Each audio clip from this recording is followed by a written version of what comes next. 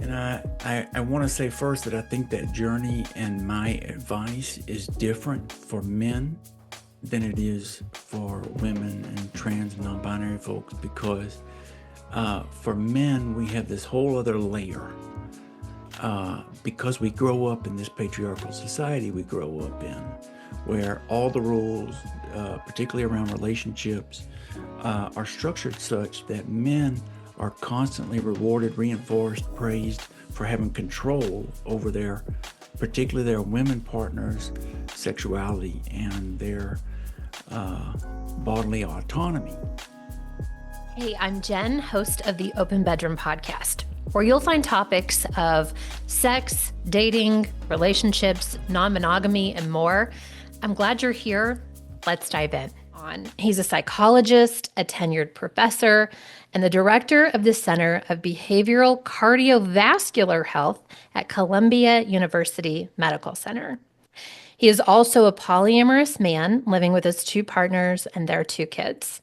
He launched PolyamPsychologist in 2025, so just this year, to communicate the revolutionary potential for polyamory for society. I fell in love with Don on TikTok. I was like, who is this man? And he has such presence. Oh my God. One time I watched a video of you when you were like trimming your beard. And I was like a little turned on, but I was also really curious about what you were going to say while you were trimming your beard. And then I was like, fuck, this is so good. Like the world needs more of this. And so I'm so fucking glad that you're on, Don. Would you introduce yourself a little more if you want? Maybe talk about your polyamorous dynamic. Like, tell us more about you. You are so kind, Jennifer. And yes, I was very slutty in that video. My partner suggested it. I was doing my best with the thirst trap, is what the kids call it these days, I believe. But yeah, thank you for having me on this podcast. And I'm so glad that you're doing this podcast again. It's a good thing for the world. It's a good thing for non-monogamous people. And I'm glad to get to be a part of it. So, I'm Don Edmundson. Yeah, I do research for a living. In terms of my polyamorous life, this is the first time I've ever talked about it publicly. I talk about it to my friends and colleagues. I mean, I'm very out in the world. And I do the TikTok and all that stuff. But in terms of like actually having a conversation with somebody for the public, you're my first. So thank you for that. Oh But my so anyway, goodness. Well, then it also feels like you need to tell us like your story, the story of how in the world you became polyamorous. Maybe just yeah, it is. It's sort of a take us wild. I through. mean, it feels wild to me, anyways. So I grew up in the South. The reason I talk like this, I'm from Arkansas originally. I'm from Arkansas. Get out of I'm here! I in knew. See, Arkansas right now. Oh I my knew we God, had look at this. something. Yep. Okay. And then, yeah, some other things I know about you. That makes sense.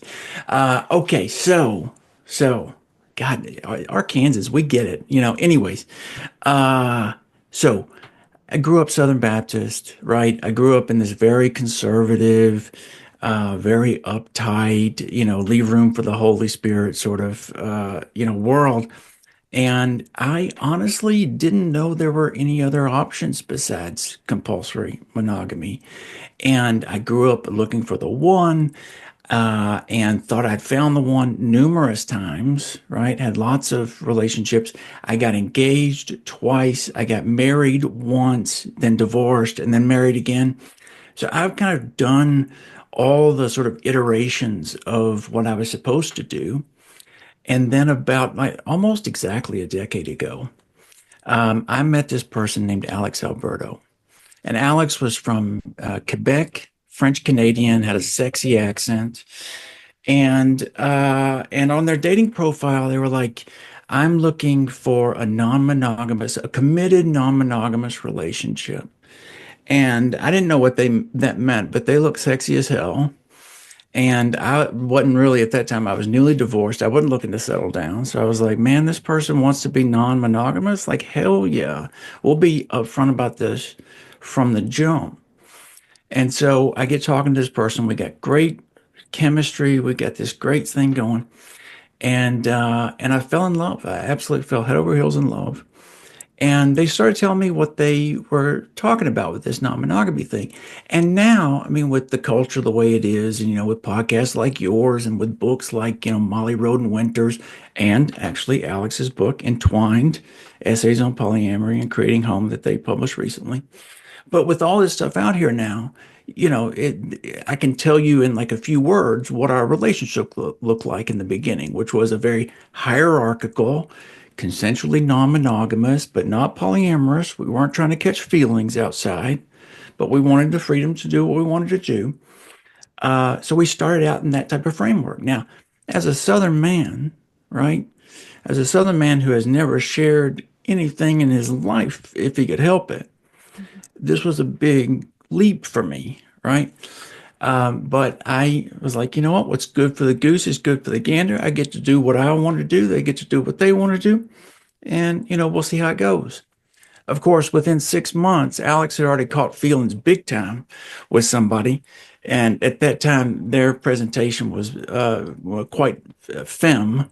They're a non binary person. But so they had it easier in the dating world just right off the jump, particularly 10 years ago, before OkCupid had polyamory or non-monogamy as one of the options or whatever. I'm out there trying to figure out how to even tell people what it means to be non-monogamous. So I'm coming off weird and dates and stuff. And so I'm having to watch Alex just have the best, most exciting romantic adventure.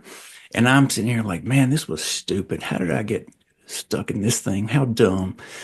Until over time, I started learning how to open up myself to my partner's other partners, Mhm. and until I had the opportunity myself to fall in love with somebody else, and realize that that didn't impact my feelings for Alex.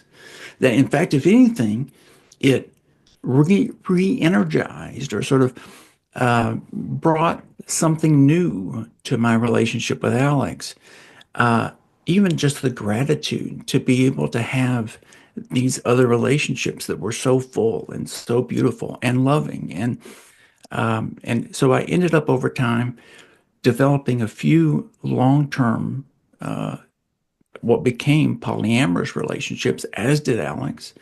And we both, I think, over time shifted to become really invested in the notion of polyamory as a truly revolutionary way of being in the world. That once you figure out that compersion is possible, once you figure out that you can sort of address your attachment wounds and your trust issues and all this stuff, and once you've had enough experiences of the people in your life that love you and that you love them, they stick to their word. They do what they said they were going to do. And indeed, your relationships continue to deepen. And now you have this sort of entwined group of people who are loving and supportive and amazing. You can count on them. You realize, what the hell was I ever doing? Thinking that I had to just stick to one person, that like some random, whether it was like a religious text from thousands of years ago or the way the government's set up or something, I got to have relationships in a certain way. That's ridiculous. So, and then 2 years ago, I met another person who became a love of my life, and her name's Saga, and her two kids, who became our two kids. And the beauty of that is that we fell head over heels in love immediately. And not long after, Alex also, like in a platonic way, they don't have a romantic or sexual relationship, but they have a very platonic love for one another as metamors. And they're also co-parents now with the kids. And we all live in this beautiful home upstate New York. And we're raising kids and we're living a dream. Mm, it's so yummy. Oh my goodness, so yummy.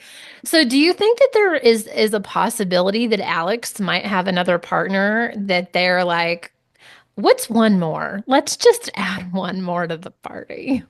I mean, there was one, they were with somebody for last year for about 6 months. that it was hot and heavy, and it was great. It ended, but at that time, like during that 6 months, like we were kind of on the path to, yeah, somebody else is going to come in here Mhm. and, help, be a co-parent or whatever. We end up sort of working out that arrangement.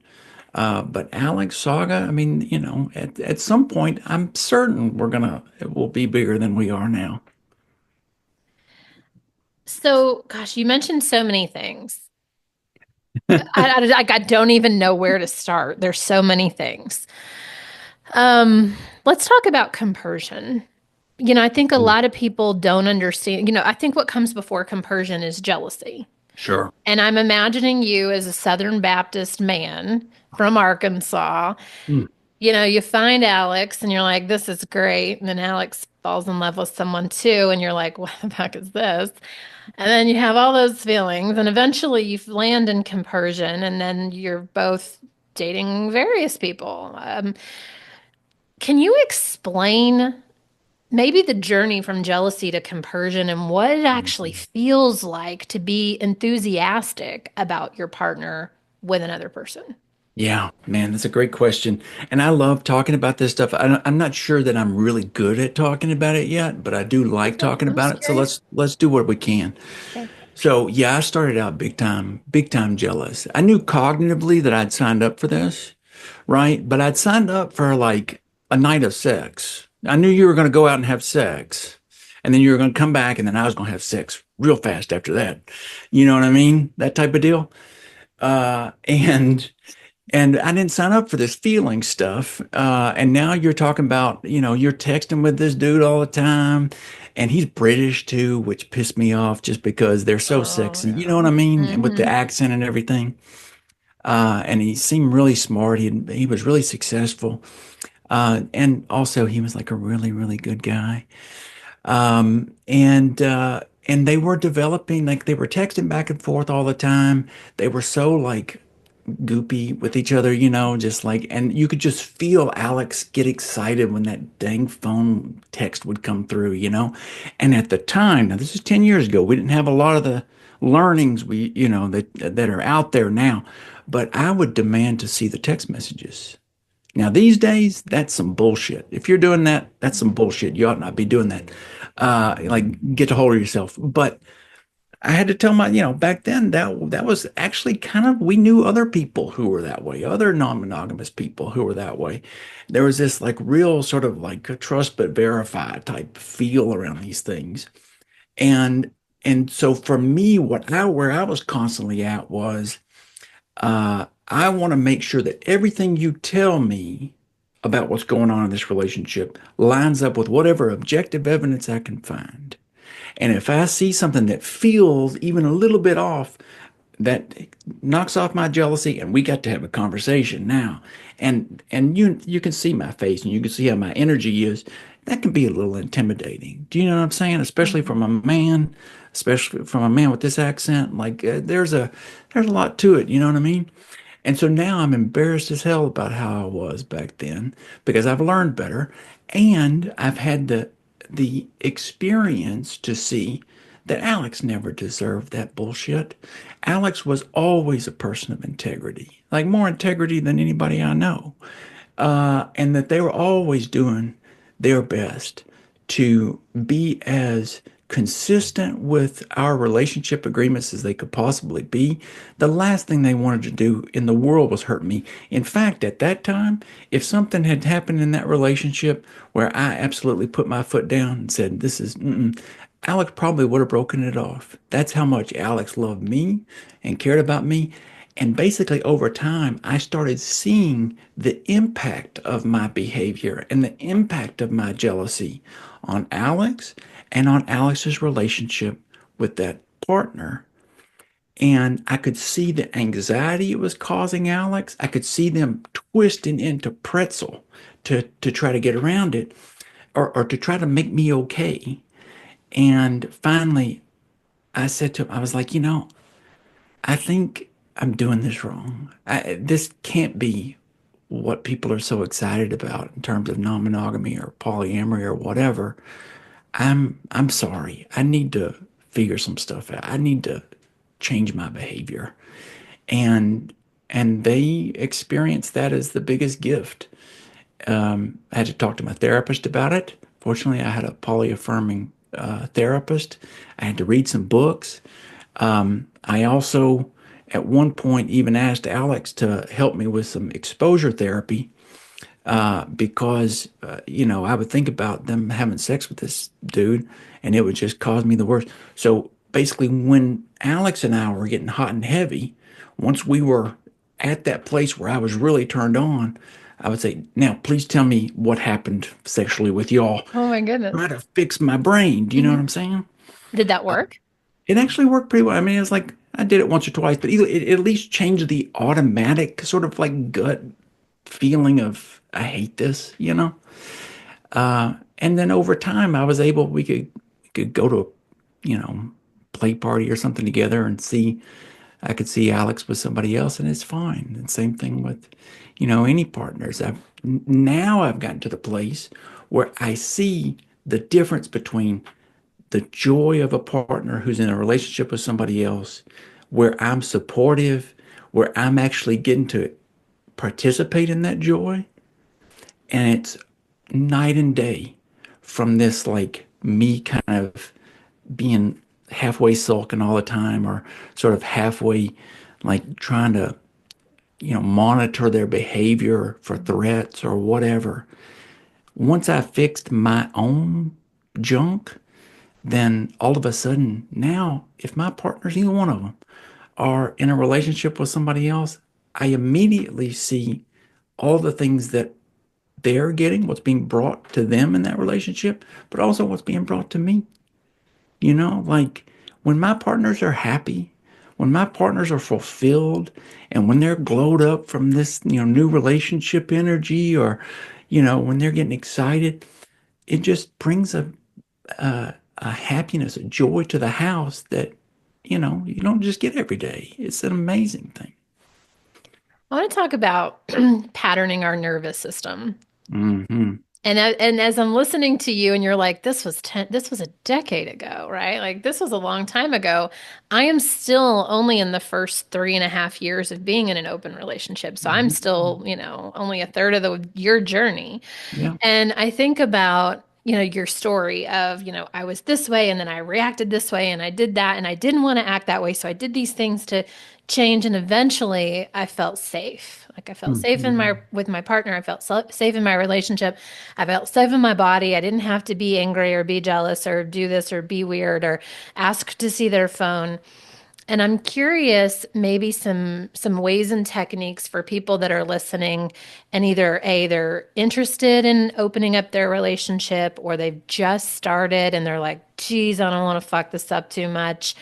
Or they're in it and they're like, geez, my partner is always up my ass. Like, how can they kind of pattern their nervous system to go, I'm safe. I'm safe in this Mhm. relationship. I'm safe with my partner.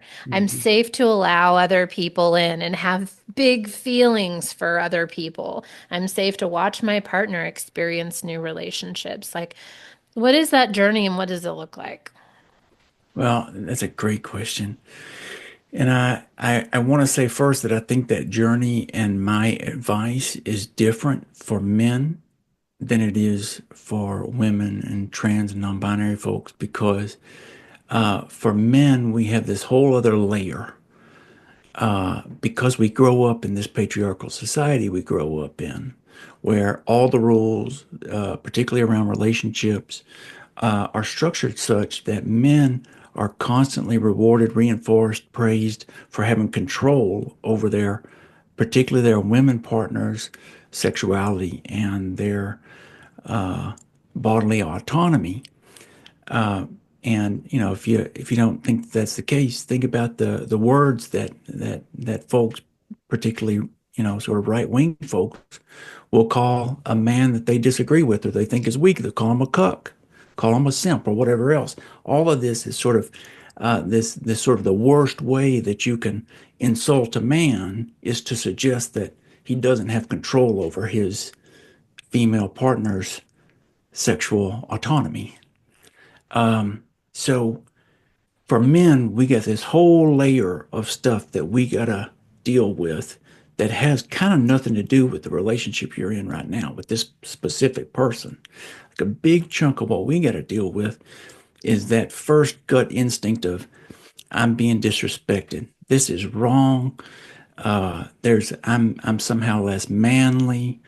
I'm being emasculated, and that sort of thing. That's a layer that doesn't have to do with safety. Sometimes we justify it as having to do with safety. Sometimes we'll use the words of safety or use words around vulnerability with the women we're in relationship with because we know those words are more palatable and are more likely to get you to change your behavior. But we have to be honest with ourselves first about where is this coming from. You gotta address that first stuff to be able to get to the second stuff, is my personal belief. And similarly, if you're a woman in a relationship with a man, I think asking yourself to what extent, if this person's badgering you and giving you all the trouble that I was giving Alex, for example, you got to ask yourself, how much is this man committed to deconstructing this patriarchal bullshit that he grew up with?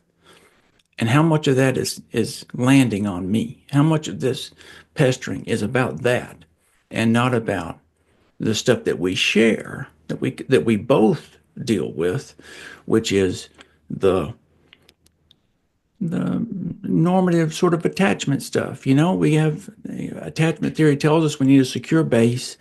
Many of us, something like a third of us, either have sort of anxious or avoidant, sort of insecure attachment. And so when our partners aren't there, or when our partners are engaging in behaviors that make us fear that we're not going to have access to them, then it activates us in terms of the nervous system, in terms of, I need to secure my access to that person, that person who's going to act as a secure base for me. And that's stuff that you can work on together. That's stuff you can work on, I think for me, and I think for a lot of people.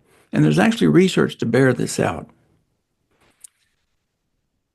Non-monogamy and polyamory in particular, I think, is the fast track to secure attachment. Now, some people are going to say, what? How can that be? It's impossible. If you look at the research, there's decent evidence. There's not a whole lot of research. So I'm going to talk about the research that exists. There's decent evidence that when you're comparing a random non-monogamous person and a random monogamous person, that non-monogamous person, particularly if they're a polyamorous person in a non-hierarchical polyamorous relationship, they're highly likely to be more securely attached than the person who's been monogamous or sort of still invested in sort of compulsory monogamy. That may be a selection effect. It may be that secure people who are securely attached are drawn to polyamory, right? Particularly non-hierarchical polyamory. You have to be kind of securely attached to be able to do it. So that might be part of it. But my experience personally suggests that polyamory is a highway to secure attachment because we get the opportunity, instead of constantly just worrying all the time, is my partner going to leave me? And in monogamy, wondering if they're cheating, wondering what does this behavior mean? Are they foot out the door? Whatever. Instead, we have the opportunity, empirical tests constantly. Oh, they're dating other people. They're out there doing other things. And then they come back. And I feel, right, we're able to connect. And I haven't lost anything in our relationship. In fact, it's even better. I feel we're sharing aspects of life I've never shared with anybody else in life before, right? You never shared about your dates with a partner until you come into this life. And now all of a sudden, and so I believe that is why so many folks in polyamory end up becoming securely attached, because we get to practice. Yes, when you said that, I was like, oh my God, I've told so many clients this. Patterning your nervous system takes time and it takes exercise, exercising the experience. And I love what you just said. I watch them leave and they come back. I watch them leave and they come back and they leave and they come back. And eventually your nervous system goes, they leave and they come back. They're coming Cool. back. I'm going to go take a bath and drink some wine and listen to my podcast. Like who gives a fuck what they're doing? It doesn't matter. Yes. I couldn't have said it better myself. Okay. So you said something a minute ago. I just want to rewind, like take a couple back steps for just a minute. You were talking about like this patriarchal, the way men have always been wired and deconstructing that. And I wanted to just ask, like, is there some sort of, I'm imagining like a spiral, kind of like a tornado that goes down, maybe, where you kind of go down, or a slide, could be a fun slide. That's way better than your Arkansas. We just had a lot of tornadoes. It was scary. Let's do a slide. So you're going down the slide, and as a man, especially, just sidebar here. I cannot imagine as a woman feeling like I owned my man's sexuality. That's like the craziest thing I've ever even tried to imagine. Like it doesn't happen. But this is really fascinating because Scott and I were my partner Scott. We were just talking about this last night. I'm watching Handmaid's Tale season 6. I just listened to the audiobook because my book club girls decided we were going to do that. So I'm like entrenched in the fuckery of season 1 and then now season 6 where at least she's got some empowered energy going on. But like the way that the men have just decided we're just going to take control of all these fertile women and put babies in them because that's what God wants. And like no woman would, I mean, I just can't imagine women doing that. So there's this like ingrained thing, but it's a societal thing, right? For men to go, you are in charge of your woman. And if you don't, you're a cuck, and insert all these demeaning words. However, what I've noticed is lately there's so much more empowered, emotionally IQ'd dudes out there that are not walking around looking at women going like, oh, I'm going to rape her. I'm going to marry her and make her have sex with me every night because I can do that because that's what God said, which isn't true either. But like, how do you start to get on the slide and ask, like, what kind of questions as a man do you ask to deconstruct these things that the church told you, or society told you, or a book that you read, or your grandpa, or whoever that said you're a cuck if you don't own your woman's sexuality? Like, what are the questions where you go, is that true? Well, Hmm. why would I think these things? Do you have Hmm. any meat around that to share? I got a little meat. I got a Okay. little meat about that. So first off, I got lucky as hell on just in so many different ways. In terms of being able to get outside of the I got to go to Arkansas Governor School, which was a thing that smart kids get to go to, Yes. and they tried to shut it down for a while because it was churning out too many atheists, which that happens. But it also is just an amazing thing. But fortunately for me, the biggest thing that ever happened to me in my life is I became best friends with women. A woman in my graduate program who's also a psychologist. Um, Her name's Mary Alice. She was the first person to say to me, because a lot of people like me, I'm a nice guy, like I'm pretty engaging. I'm kind to people for the most part, and I have been. But I was kind of a fucking low-key misogynist, I kind of just wasn't aware of the patriarchal nature of our society in the same way that I wasn't really aware of the systemic racism in our society. And I think a lot of people, woke up during the Mhm. George Floyd stuff, right? Mhm. I had that type of thing a little earlier because I was fortunate enough to interact with and be friends with, a woman and also some black folks that were kind enough to tell me some shit I probably should have figured out on my own. But one of the things that Mary Alice did for me was she called me out. She's like, listen, man, you're talking about becoming a psychologist, bud. That means you're going to have women coming to talk to you, man. And you need to like figure this shit out. And I was like, what are you talking about, man? I love women. She's like, I mean, you love dating women. You love having sex with women.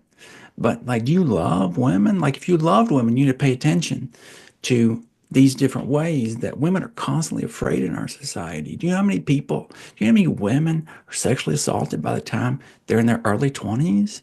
Do you know how many women are being abused as children? Do you know how many, do you know at what age women had to start worrying about the gaze of men? And worrying about covering themselves up so if these things don't happen, whatever. And so she started giving me books, right? And some of early on, there were books sort of like about how patriarchy impacts men. I think she was like trying to get me to sort of appreciate the benefits for me first. Susan Faludi Stift was one of them. There's others. But then she started giving me some proper books about feminism and patriarchy from women, about women, for women. And some of them that got to me were around, like people like bell hooks. There's a book called The Will to Change that's about how what men can do. And for me, it's untouchable. It's a fantastic book. Uh, Trauma and Recovery, Judith Herman. It's beautiful. It's a little broader, but it's really good. There's lots of them. So that's a good start. I had women who cared enough about me to check my ass, and then I read some books.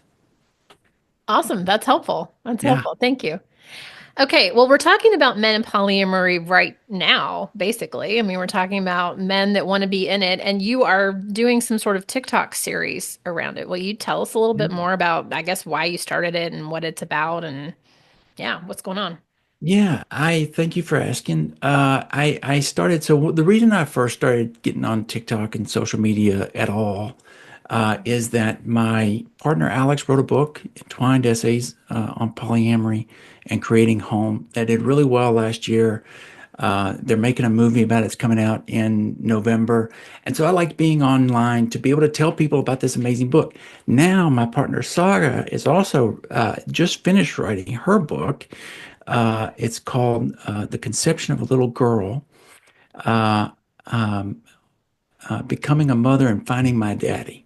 Is the current title. If that title changes, then, that's fine. But it's an amazing book. I mean, I'm very, very, very fortunate to be partnered with the smartest, most articulate, most fucking sexy and cool people in the world. So that's good for me. So that's the reason I got on there initially.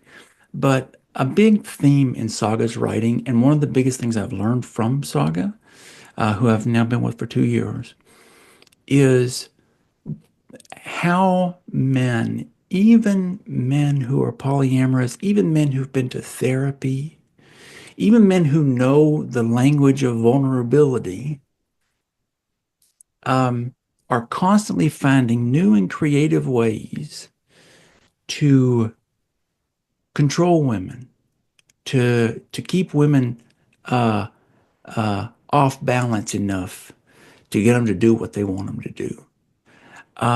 There was a Isle McElroy, who is a trans author who wrote like 2 or 3 books now that have done quite well, like New York Times bestseller things. They wrote something for, I believe it was the New York Times, called Petulant Vulnerability. It was a piece about sort of how the overt sort of, like you were talking about, like men walking around, I'm going to rape, I'm going to do, I'm going to control this person. That stuff, men are smart. They know if you say that stuff, well, a lot of them, there's plenty of incels that'll still say it. But men mostly, your average run-of-the-mill guy has learned women don't want to date somebody who's like that. So instead, they've learned to, let's say in the context of polyamory, say, oh, you went on that date, and it made me feel so jealous and so uncared for that you got home at 10:15 instead of 10 o'clock. And I thought you were going to be home at 10, and that's just the way I feel.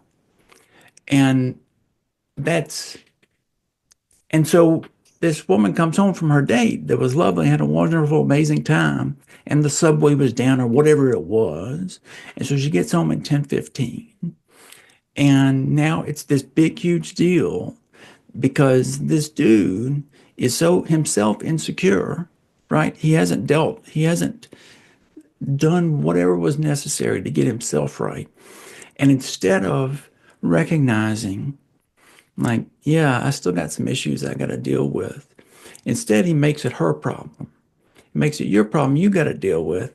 I'm feeling bad, so by God, you're going to feel bad. and I'm going to use the language of therapy. Like this is Mm. really a back and forth interaction, right? Like I'm using I statements, you know what I'm saying? But really, the motivation of this son of a bitch is to make you feel shitty so that the next time you think twice about going on that date. Because really, what he wants is he wants to date and he wants your ass to stay home and wait for him. But he knows he can't ask for that, right? Because it's polyamory. So I'm just going to make it so just sort of difficult for you to feel good about this life that we're engaged in that I'm going to get the benefits and you'll stay home. Why do men still feel the need to control? Oh man. I Is it mean, DNA? Is it deep built into men? no, we've been telling men since time immemorial that it's their birthright, that they were endowed by God or endowed by the state or endowed by whatever to control women.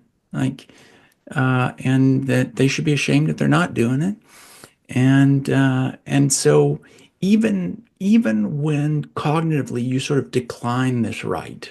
That's what polyamory is, Mhm. or even consensual non-monogamy is to say, I recognize that both of us have autonomy.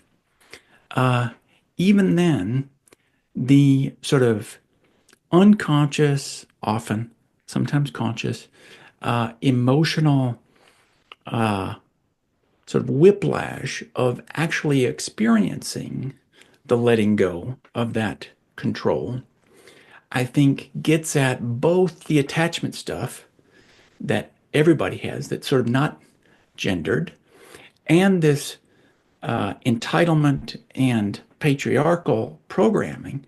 And when you put those together for a man, it makes both of them more powerful. And I think it's very difficult for men to disentangle what those two things are. And so I think they will often lead with the language of my attachment, my vulnerability, you hurt my feelings type of thing, because they know they can't really come with, but it's powered by the sort of shame or whatever that the cultural programming has been putting in them since they were born. Okay. So, what does the research tell us about polyamory, or, is it better to be monogamous versus be polyamorous? I know those are some things that you've definitely done some studying on, and I I'm have. I've been curious digging what you into it. found. Yeah. Yeah, I've been digging into it because I think it's most people aren't, understandably aren't trained to look at peer-reviewed science and sort of take away what are the real findings, what should I trust. The nature of science is that studies about something will come out and one will say this and the other will say this. A beautiful thing just happened in the past couple of months where a paper came out. It's a meta-analysis which is a basically a study of studies. They take all the studies on a topic and put them together. So whereas most individual studies maybe will have 100 participants, they'll find 50 monogamous people and 50 non-monogamous people and compare them on, different traits or whatever. This study went and found all the published studies, put them together whenever it made sense to, saying, okay, they were comparing monogamous to non-monogamous on trust. Okay, then those can go together. And we use fancy statistical techniques to do it, but and they did a nice job with it. And what they found was that overall, the big question was, are monogamous people more satisfied in their relationships than non-monogamous people? Because I think that's the implication of our sort of compulsory monogamy society is that monogamy is the pathway to happiness, to health, to sustainability, to longevity. And the answer is there's no difference on average. No Oh, difference. Now, they then broke it down to things like relational satisfaction, sexual satisfaction, communication, trust, lots of different things.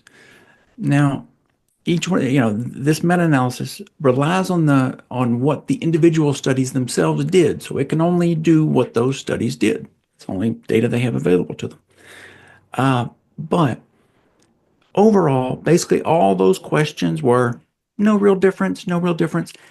All of non-monogamy was collapsed together. So that's everybody from just sort of generic consensual non-monogamy, monogamish, swingers, uh, polyamorous who are hierarchical, those who are non-hierarchical, everybody together in these consensual non-monogamy things. Basically, overall, there's no difference. They were able to break down some questions.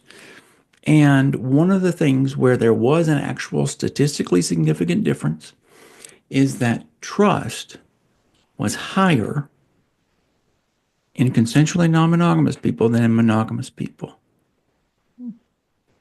Now, to you and I, you're like, yeah, okay, that makes sense. I think to most of the world, that's like, what? You got to be kidding me.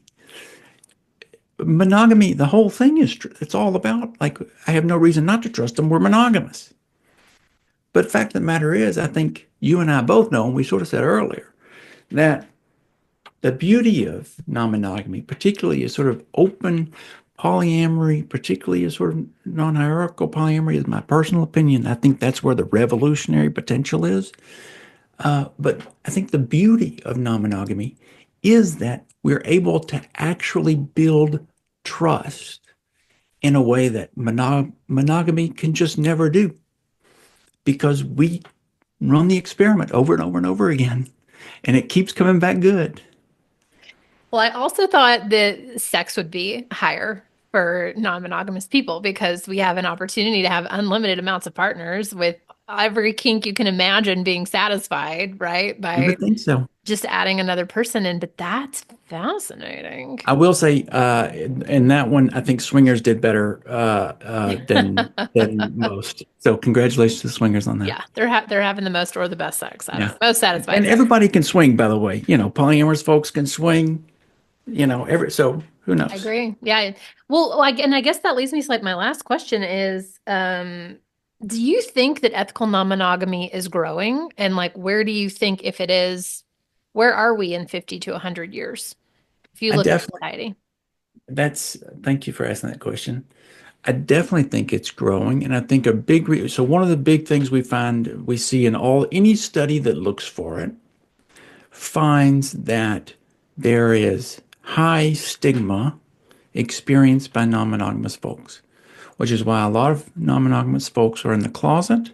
Mhm. Uh, it's why it's why I think polyamory as a term has caught on, because a lot of folks who practice other types of non-monogamy have recognized that polyamory, with its focus on love and relational sort of things, is at least somewhat more acceptable just on the face of it than whether it's swinging or other forms of non-monogamy. Although I would argue that when it comes to, say, coming out to family members or things like that, that polyamory is in a lot of ways more threatening. I think people can understand interest in sexual novelty, but once you start saying like, no, we're building a life together, people can get pretty triggered around, well, why are you married? Why would you get married then? It's like, well, y'all got set up all these great societal benefits of getting married. Why shouldn't I be able to get married? I want to be able to put more back in the 401k or do, pay less taxes or whatever. Sons of bitches. But, and actually, you know what? Part of Alex's book is about our coming out experience to my biological mom and stepdad. And it's going to be a film. It's a short film. It's being submitted to a bunch of film. It's called Coming Out Polyamorous for Thanksgiving. And it's coming out this Thanksgiving. It's a short film. It's going to be at a bunch of film festivals, I believe. I don't know which ones. But I believe that things like these books that I'm telling you about, and this film and all the content creators, there's some really great content creators out there. Mhm. Things like the poly conferences that are coming up where people are coming together. I think we're going directly at the stigma. You know what I'm saying? Mhm. Every time we come on here and talk about this, like we talked about today, people hear somebody that's from Arkansas, two people from Arkansas, talking about how we have beautiful lives, that we love our family members, and we're building family that we're so proud of, and our life is better than it was before when we were monogamous, and there's no reason to fear us or hate us or discriminate against us. And for all the folks out there who are kind of I know so many people who are polyamorous in terms of orientation, but they've been in long-term monogamous marriages and they don't want to blow it up. They love their partner. Their partner even knows they're polyamorous, not quite ready to take the step yet. There's polyamorous people are everywhere. We're just trying to chip away at that stigma so we can move on to the next level of society. Yes.